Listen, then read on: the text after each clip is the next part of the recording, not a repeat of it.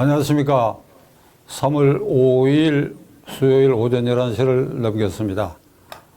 오늘 이 자리에는 특별히 박미출 동지를 소개해 드리려고 합니다. 오늘 나오셔서 감사합니다. 반갑습니다. 예. 이 박미출 동지께서는 한국 NGO 연합 대변인을 오랫동안 맡고 있었고, 그리고 12월 3일 계엄 사태와 이은 윤 대통령 탄핵 사태를 맞이해서 국난 극복 비상연습회의 사무총장직을 맡고 있습니다. 박미출 대변인 또는 사무총장이 맡고 있는 이 자리에는 지금까지 우리 사회에 뿌리박고 있는 좌파 극좌 세력과의 싸움을 전위적으로 해온 단체이고, 특별히 국난 극복 비상연습회의는 최근에 주말마다 있었던 탄핵 반대 국민 집회를 주도한 주요 단체 중의 하나이기도 합니다. 오늘은 특별히 최근에 주말마다 있었던 탄핵 반대 집회의 성격과, 그리고 지난 토요일 있었던 3.1절 광화문 광장, 여의도 광장, 그리고 부산, 대구, 광주 곳곳에서 있었던 그 집회가 제 기억으로는 우리 헌정사상 최대 규모였다고 생각합니다. 4.19 또는 60항쟁에 비해서도 월등히 그동안에 인구가 증가한 걸 감안하더라도 압도적이었다. 그러니까 이런 민심이 광장에서 왜 폭발하고 있는지, 이 폭발의 방향이 어떻게 앞으로 움직여 가야 할지를 직접 이 집회를 주도했던 당사자의 주요한 한 분이 박미출 동지께서 오늘 여러분들에게 소상하게 설명드리는 자리로 삼겠습니다. 말씀해 주시기 바랍니다. 박찬종 TV 시청자 여러분 안녕하십니까. 방금 우리 박 대표께서 말씀하신 대로 지난 3월 1일 집회에 운집한 청중들의 수는 가히 역사적이다 할 정도로 엄청났습니다.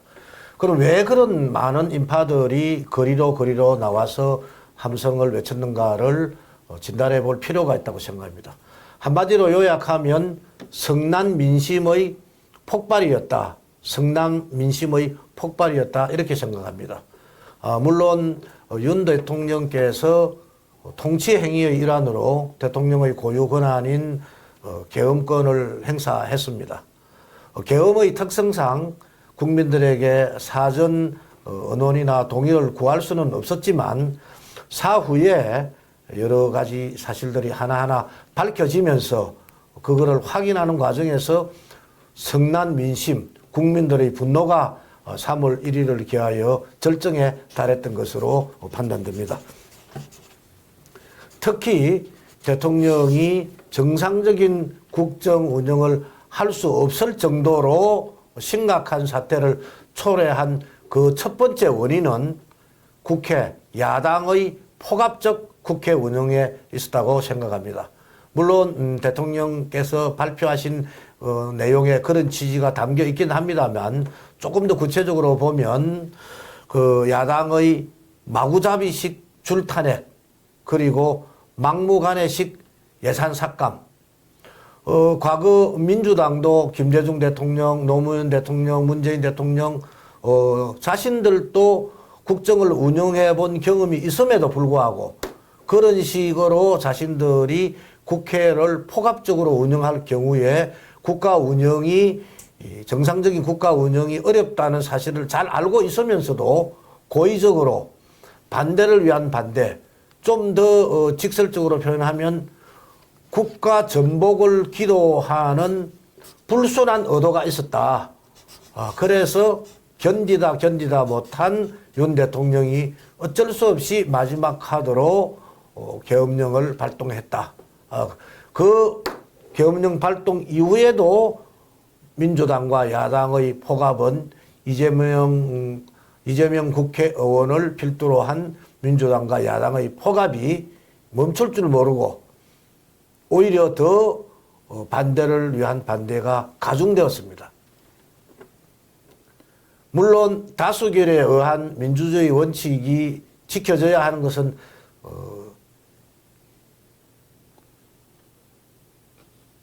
다수결에 의한 민주주의 원칙이 지켜져야 하는 것은 당연한 말씀입니다만 아무리 민주주의 원칙이 다수결에 우선한다 하더라도 그 다수가 정의롭지 못한 다수이고 공정하지 못한 단수라면 다수의 의미가 없어지는 것입니다. 국회 의석의 다수만을 앞세운 이재명과 야당의 그 포갑적인 국회 운영은 본인들 스스로가 국회를 부정하고 국회의원이기를 포기한 처사가 아니었나 그렇게 생각됩니다.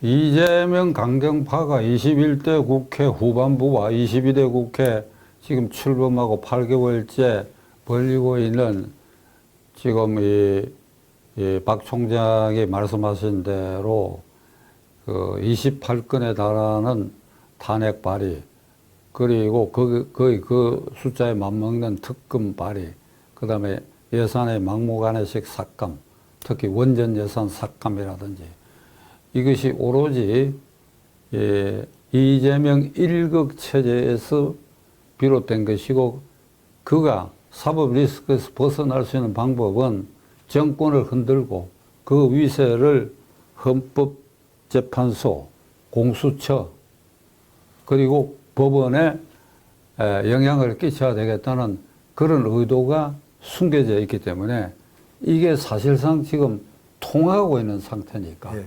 그러니까 대한민국은 여의도 대통령 이재명 손에 모든 게 장악되고 말았다.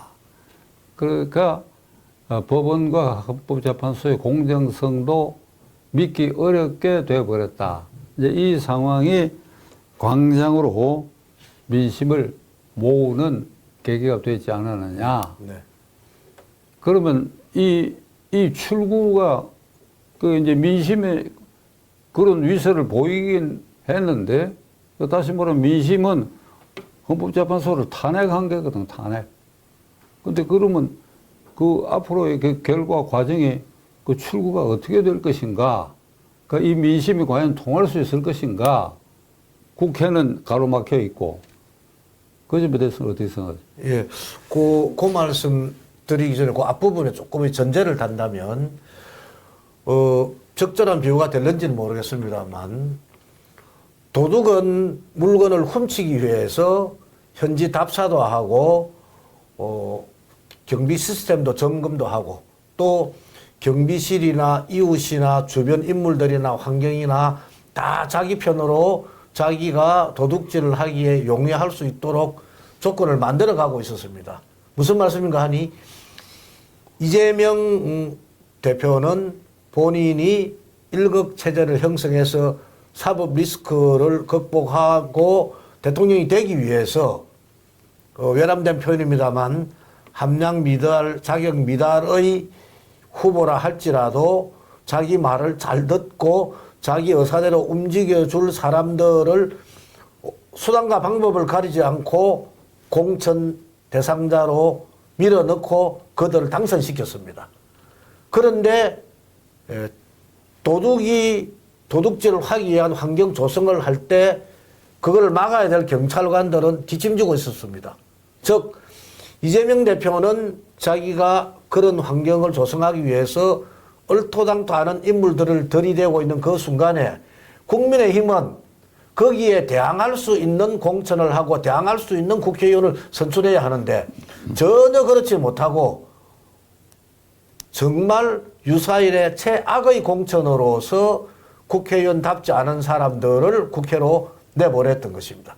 그러다 보니 국회에서 야당의 포갑에 대해서 이거를 전혀 막아내지 못하고 국민의힘이 여당으로서의 역할, 국회의원으로서의 역할, 원내 교섭단체로서의 역할을 전혀 못하고 있기 때문에 이재명과 야당의 포갑이 충분히 가능했던 것입니다. 그런 전제하에서 그러면 이 성난 민심은 국회도 못 믿겠다. 그 다음 헌법재판소도 법원도 검찰도 못 믿겠다. 그러니 국민이 우리 민심으로 밀어붙이자. 그게 이제 3월 1일의 성난 민심의 그 반로였습니다. 이제 앞으로 짧은 시간 예정되어 있는 많지 않은 시간에 대통령 탄핵의 그 인용 여부 또는 기각 각하 여부가 이제 발표될 텐데 그 부분에 대해서는 조금 더 말씀을 이어갔으면 좋겠습니다. 예. 그러니까 민심이 이렇게 폭발하더라도 헌법재판소가 그 무자격 재판관, 예. 그러니까 그 사건에서 회피해야 할 무자격 그 재판관이 문형배, 이미선, 정계선 이게 명백한 것인데 예. 그 형사소송법을 그러니까 준용하는 헌법재판소의 절차에 따라서 이들은 스스로 이 사건에서 손을 떼야 돼. 이게 재척이라고 그러고 손 안 떼면 회피해야 되고 아니면 이 기피 신청을 해야 되는데 기피 신청을 해봐야 이게 단심이니까 헌법재판소가 3심제가 아니고 단심이니까 자기들끼리 모의가 기각해버렸어. 그러니까 그냥 달리는 열차처럼 이게 탄핵 가결 쪽으로 갈 가능성이 있다. 그렇게 되면 그날로부터 대통령은 파면이 되니까 60일 안에 대통령 선거가 있게 되고 네. 그러면 민주당은 현재 분위기로 봐갖고는 이재명이 대통령 후보가 된다. 그 60일 안에 선거가 있게 되니까 그 60일 안에 그에 대한 공직선거법 위반 사건의 고등법원 판결이 3월 26일에 나더라도 그로부터 3개월 뒤 대법원 판결까지 그 90일 그 이전에 대통령 선거가 있게 되니까 그럼 이 사람은 가령 당선된다. 그 후에 대법원에서 공직선거법의 유죄 판결이 나면 자격 상실이 돼가 대통령 자격도 상실하게 되는 어찌 보면 이 국가적 혼란이 앞으로도 계속될 것이 예상이 되는 것이니까 그 1단계로 이걸 모면하기 위해서는 윤 대통령에 대한 탄핵이 일단 기각돼야 된다. 기각된다고 해서 윤 대통령이 직무에 복귀해갖고 그 평상대로 대통령직을 행사한 것이 아니라 어차피 사태가 이렇게 됐으니까 이 헌법체제에 문제 있는 걸 고쳐야 되지 않겠냐.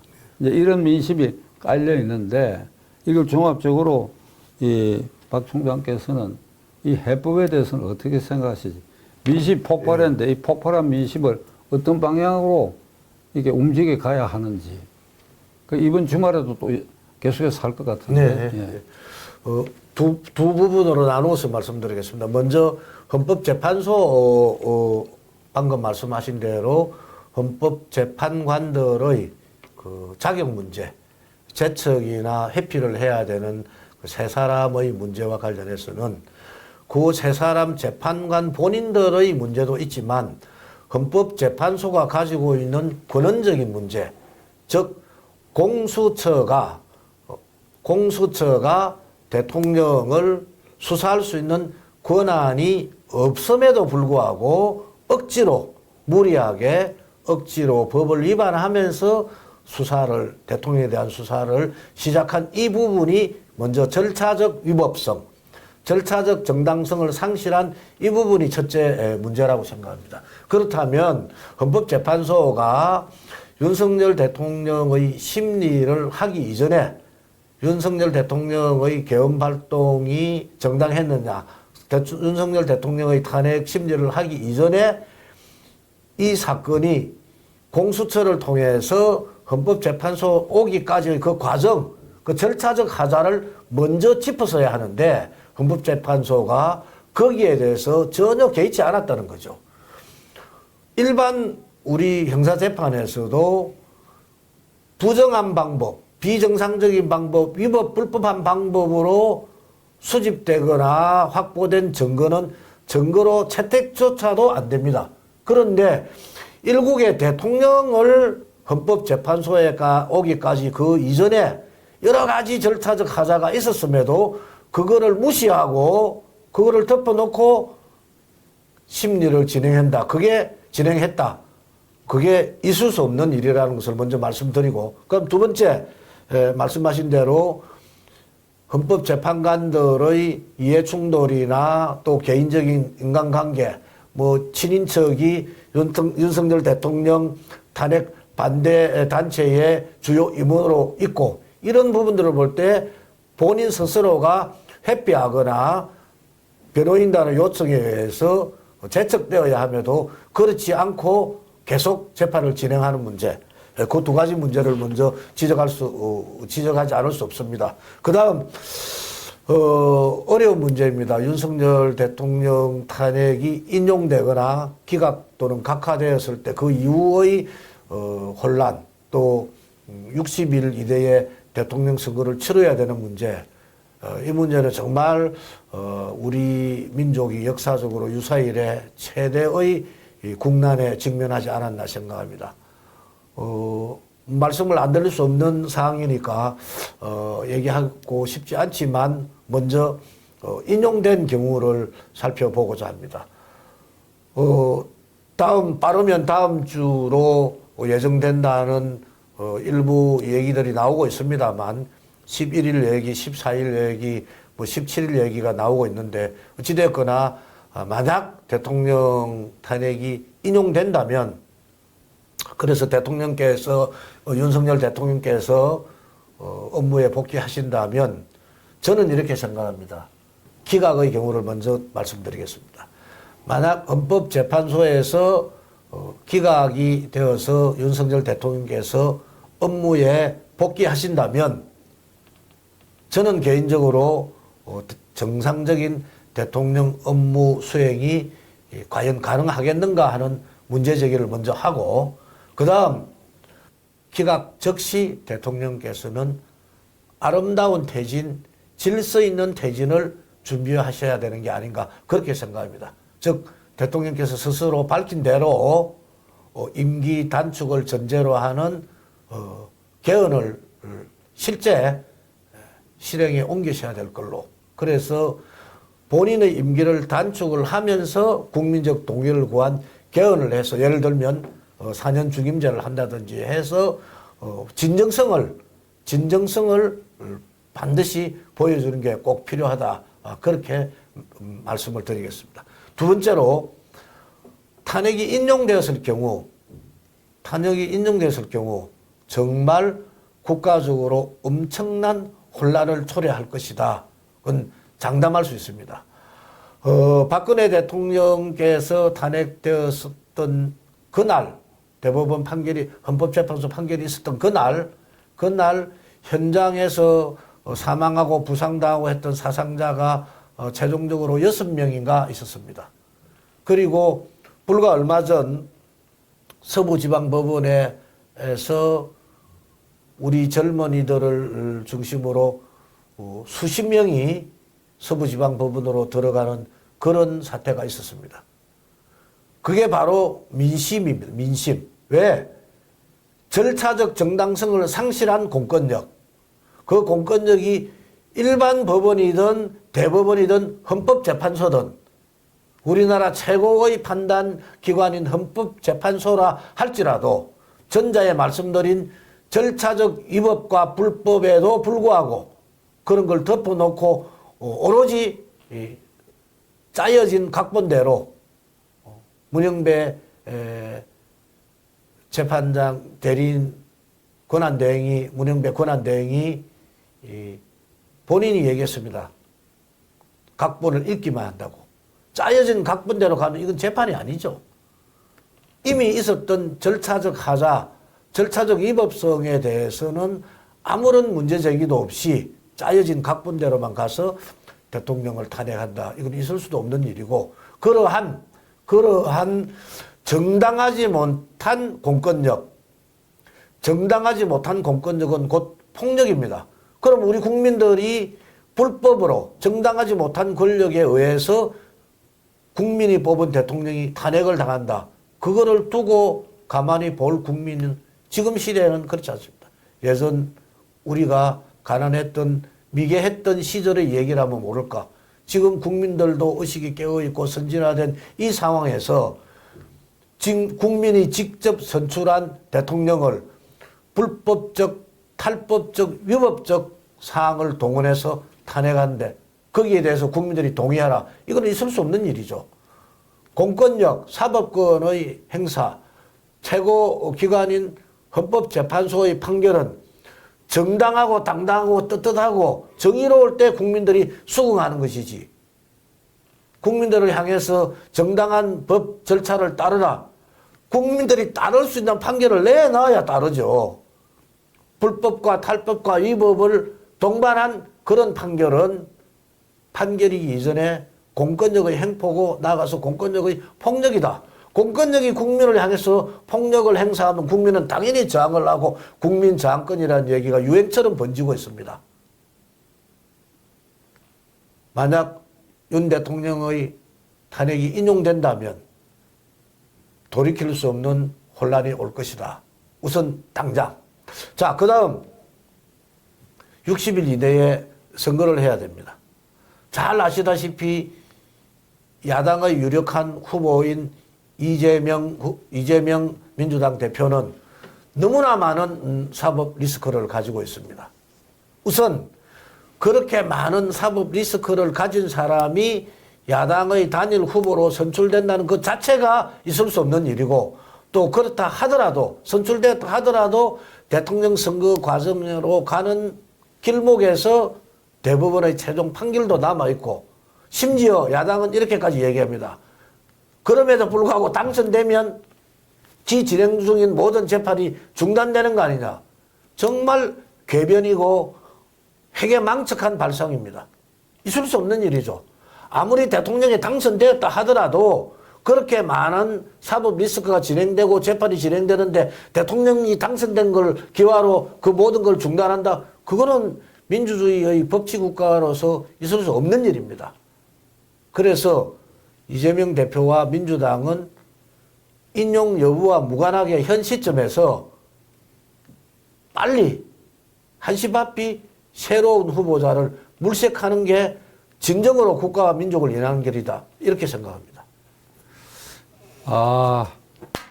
광장에 이 폭발하는 민심을 여야가 결코 가볍게 볼 수 없다. 제가 대학교 3학년 때 4.19의 현장에 있었어요. 네. 그때 부산, 마산, 서울에 동원되는 인파 되게 규모를 내가 기억을 하는데, 그리고 87년 60항쟁. 네. 60항쟁은 당시 신민당 내가 정책 의장으로서 그 3월 1일 날도 그렇고 6월 10일 날도 그 집회의 현장에 내가 있었어.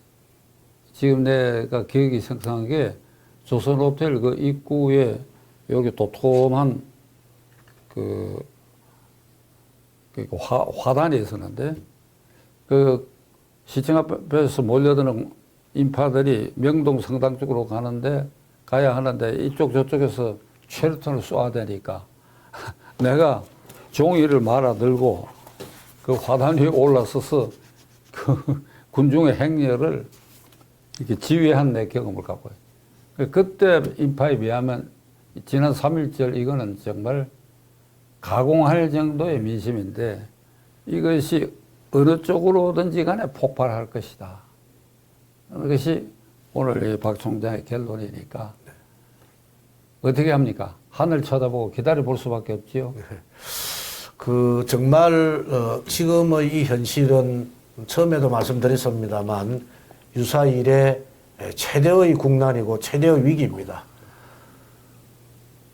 국회의원들의 무능함과 극단적인 개인주의, 또 당리 당략, 이런 것들이 민생과 국민과 국가를 도외시하고 오로지 개인의 입신 출세를 위한 그런 상황에만 현혹되어 있다 보니, 겉으로는 방송국 카메라 앞에서는 국민과 나라를 걱정하는 척 하면서도 제일 나라를 망치고 있는 사람들이 바로 그 국회의원들이라고 생각합니다.